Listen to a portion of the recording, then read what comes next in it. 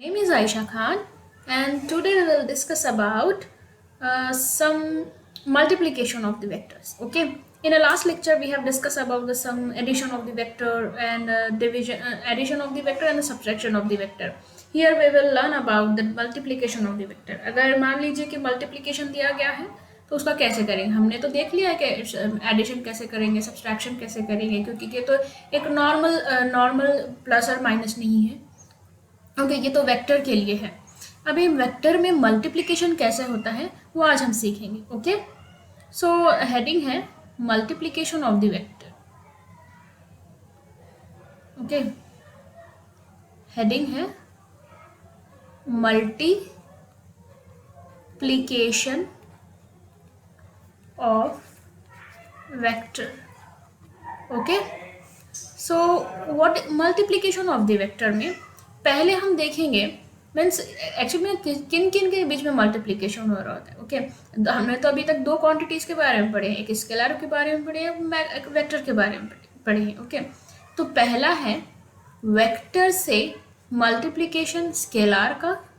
Okay, second है vector से multiplication vector का.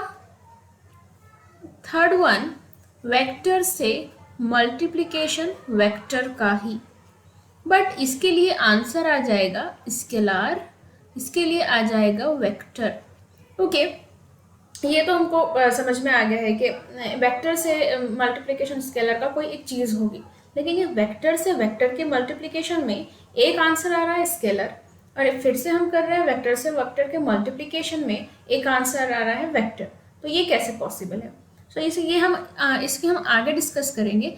एक्चुअली अगर वेक्टर से वेक्टर के मल्टीप्लिकेशन में अगर आपको स्केलर प्रोडक्ट मिल रहा है, मीन्स उसके आंसर में आपको स्केलर मिल रहा है, that is called scalar product और also called as a dot product. Okay, and vector से मल्टीप्लिकेशन करने में वेक्टर को ही अगर आपको वेक्टर प्रोडक्ट मिल रहा है तो इसे कहते हैं वेक्टर प्रोडक्ट और that also called as cross product.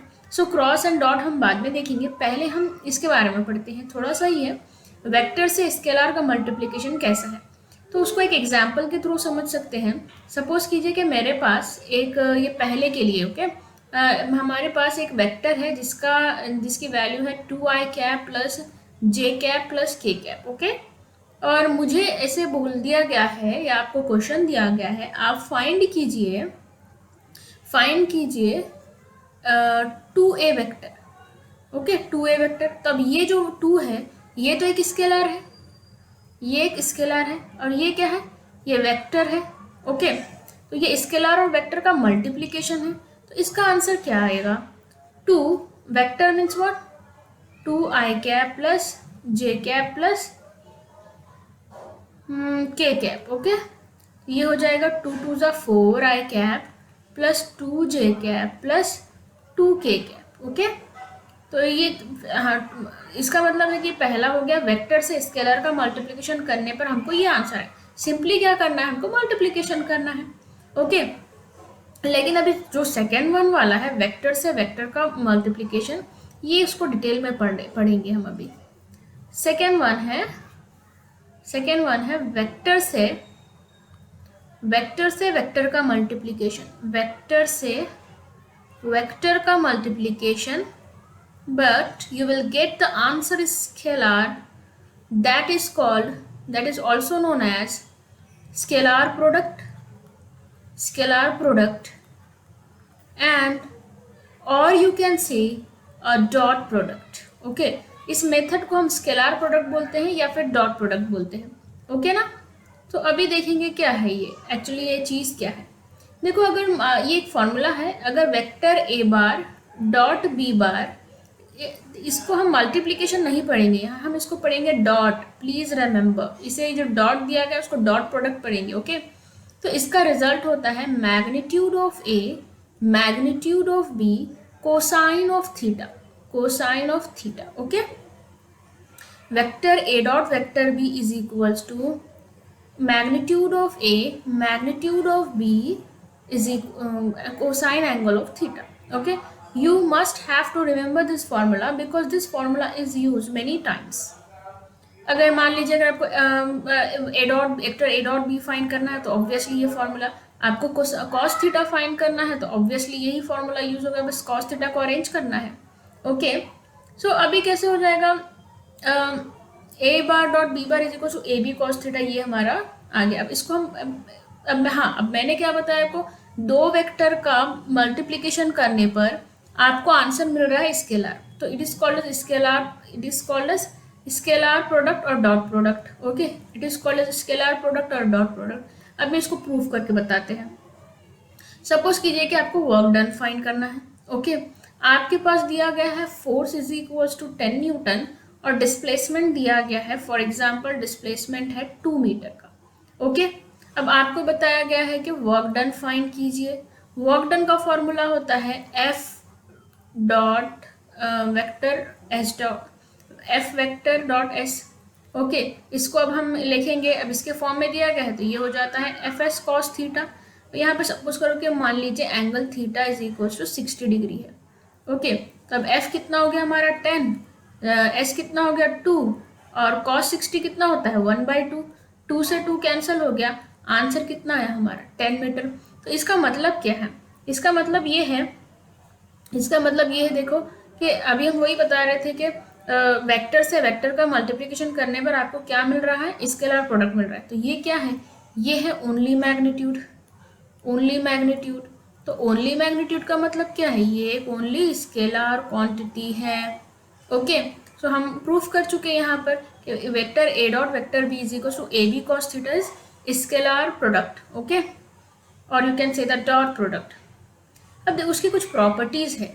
Okay, अगर मान लीजिए आपको आगे चलकर कुछ ऐसे बताया गया है, कोई एंगल दोनों में, अगर vector A perpendicular to vector B दिया गया है और आपको सीधा सीधा बोल दिया गया है कि ए डॉट बी फाइंड कीजिएगा, तो आप सीधा सीधा बोल देना कि आंसर इसका 0 होगा। कैसे 0 होगा, क्योंकि अगर दोनों में अगर theta is equal to 90 degree है, अगर थीटा 90 डिग्री है तो अगर आप इसका vector A bar dot B bar निकालेंगे तो क्या मिलेगा आपको, vector A vector magnitude of vector B cos 90, cos 90 कितना होता है 0 होता है, तो आंसर ऑब्वियसली 0 आएगा। ठीक है, अगर बिना झिझक बिना सोचे समझे 0 पे क्लिक कर दीजिए। ओके, नेक्स्ट प्रॉपर्टी है, अगर मान लीजिए आपको ए बार डॉट बी बार है which is equals to B bar dot A bar दिया गया है, इसे आपसे पूछा गया है क्या ये प्रॉपर्टी कम्यूटेटिव है, तो ऑब्वियसली ये कम्यूटेटिव है क्योंकि ये A bar dot B bar is equal to B bar dot A bar ही होता है।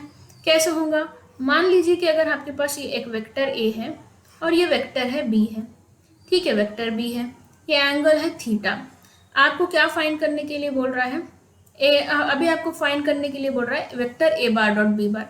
Vector A bar dot B bar से आप स्टार्ट कीजिए, ए से बी में जाइए, तो इसका फॉर्मूला क्या हो जाएगा, obviously A magnitude of A magnitude of B, ये cos theta, vector A bar dot B bar यही होगा कॉस थीटा। लेकिन अब आपको मैंने बोला कि वेक्टर बी, अब यहाँ पर हमने बोला है कि A bar dot B bar is equal to B bar dot A bar, तो अब हमको बी बार डॉट ए बार भी लेना है, तो मैं क्या करूँ, बी बार डॉट ए बार से क्या मैं ये एंगल ले लूँ, ले भी सकते हैं, तो ये कितना हो जाएगा 360 माइनस थीटा। तो अब मैं इसको लिखती हूँ, magnitude of B magnitude of A cos 360 minus theta. Okay, cos 360 minus theta क्या होता है, ऑब्वियसली कॉस थीटा होता है, तो ये क्या हो जाएगा, ये बी ए कॉस थीटा। ओके, तो क्या ये मैं कह सकती हूँ कि ये, हाँ ऑब्वियसली ये मैं कह सकती हूँ कि ये कम्यूटेटिव प्रॉपर्टी है, बिकॉज हमने प्रूफ कर दिए कि A bar dot B bar is equals to B bar dot A bar ही होता है। ओके, नाउ अभी हम देखेंगे ऑर्थोगोनल यूनिट वेक्टर्स। अब ये क्या है orthogonal unit vectors, orthogonal unit vectors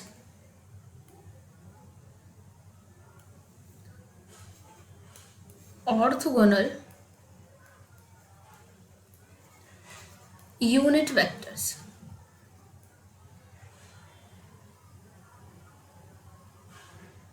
okay, तो ये जो हो गया, अभी हम देखेंगे कि ये है क्या भला ऑर्थोगोनल यूनिट वेक्टर्स।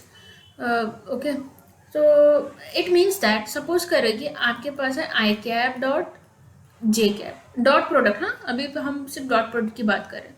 आपके पास है आई कैप डॉट के कैप, आपके पास है आई कैप डॉट नहीं जे कैप डॉट के कैप, ओके आपके पास है के cap dot I cap, okay any vector जो किसी और के साथ डॉट में है, आई कैप किसी के साथ है, okay two different vectors, okay okay unit vectors.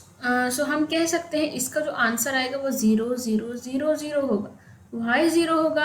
अगर देखो अगर हमने आई और देखिए यहाँ पर क्या है, सपोज कीजिए एक्स एक्सिस, ये वाई एक्सिस और ये जेड एक्सिस, ये सब क्या होते हैं एक दूसरे के परपेंडिकुलर, सारे एक्सिस एक दूसरे के परपेंडिकुलर होते हैं, ओके। अब मेरे को फाइंड करना है ये एक्स ये आई कैप एक्सिस के अलोंग, ये जे कैप वाई एक्सिस के अलोंग और ये के कैप जेड के अलोंग, क्योंकि इसका ये यूनिट वेक्टर है जिसकी वैल्यू होती है 1। आई कैप एक्स का है, जे कैप वाई का है और जेड के कैप जेड के लिए यूनिट वेक्टर है। अब मुझे बताया I dot J is equal to 0।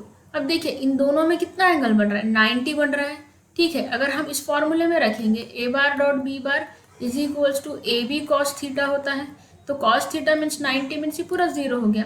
तो मीन्स अगर हम आई का जे के साथ करेंगे तो भी एंगल, के साथ करेंगे तो भी एंगल 90 डिग्री, जे का के साथ करेंगे तो भी एंगल 90 डिग्री। हर क्योंकि ये सारे जो एक्सिस होते हैं वो एक दूसरे के परपेंडिकुलर होते हैं तो एंगल ऑब्वियसली 90 रहेगा और हमारा जो डॉट प्रोडक्ट है वो इसके साथ 0 में आएगा।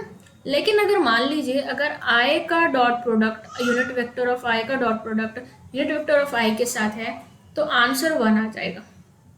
क्यों आंसर 1 आ जाएगा? इसका इसी के साथ, इसका इसी के साथ मीन्स ये जो एंगल है आई का आई के साथ में एंगल कितना बनता है, थीटा इज इक्वल टू 0 बनता है। यहाँ पर अगर आप ए बार डॉट बी बार में is equal to A B cos 0 रखें तो आंसर कितना आ जाएगा आपका, बस ए बी आएगा।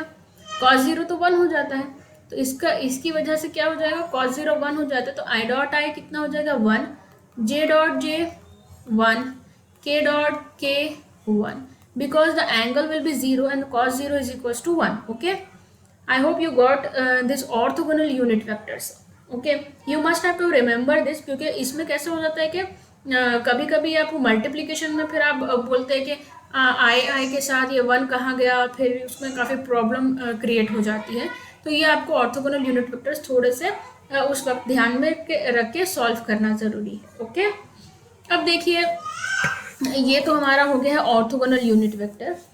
इस पर हम कुछ क्वेश्चंस करते हैं, ठीक है। क्वेश्चंस करेंगे तो ज़्यादा बेहतर क्लियरिटी मिलेगी आपको।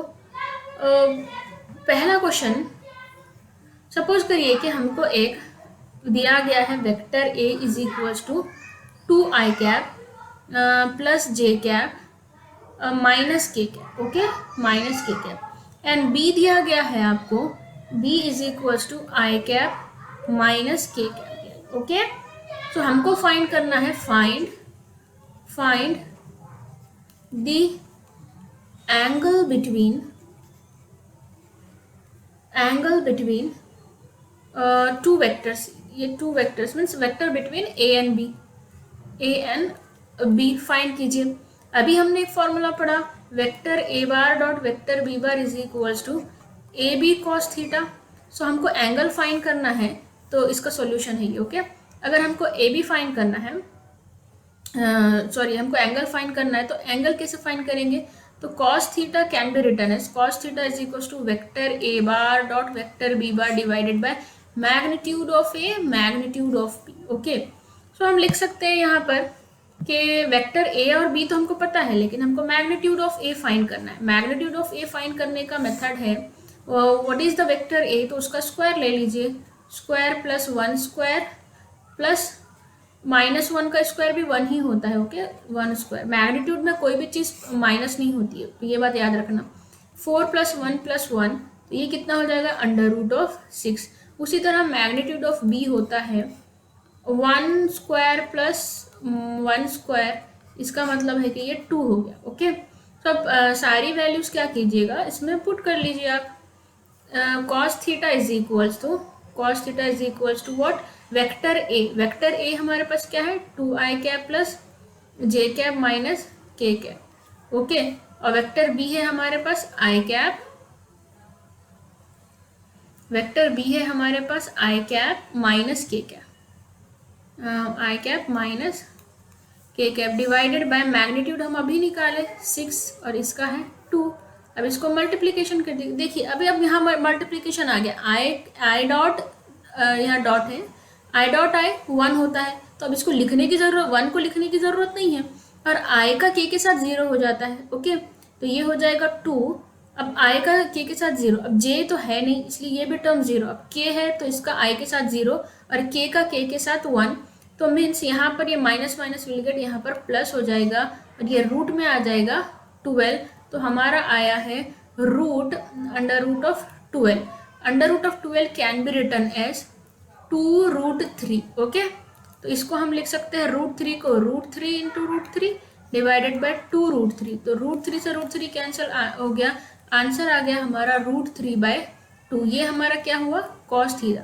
तो थीटा कितना होगा, cos theta is equal to √3/2, तो theta will be 30 degree. cos theta कितना होता है, cos 30 डिग्री होता है √3/2। Please remember. Okay, so answer will be 30 degree. Okay, I hope you got the solution. I think now the next question is prove that the vector a and the vector b are mutually perpendicular. Question 2 है prove that vector a, that is vector a is equals to 2i cap minus 3j cap plus k cap, and vector b is equals to I cap plus j cap plus k cap are mutually perpendicular.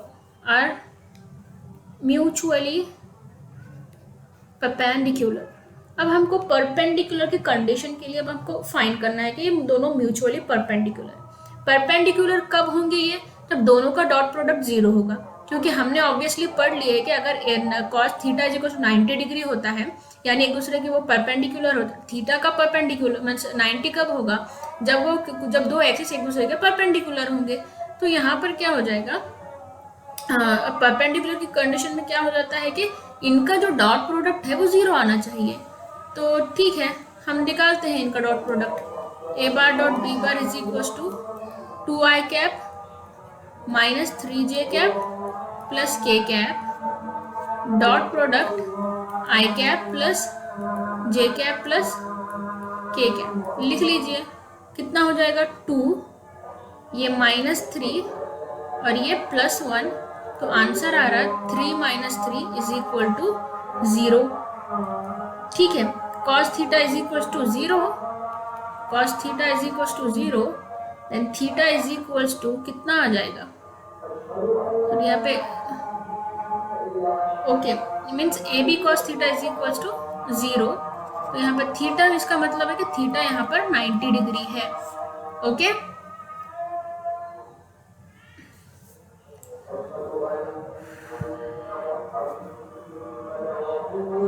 now today we will stop here, and in a next lecture we will discuss about the cross product and with some basic questions on it, and we will do all related questions of scalar and vector. Okay, thank you so much.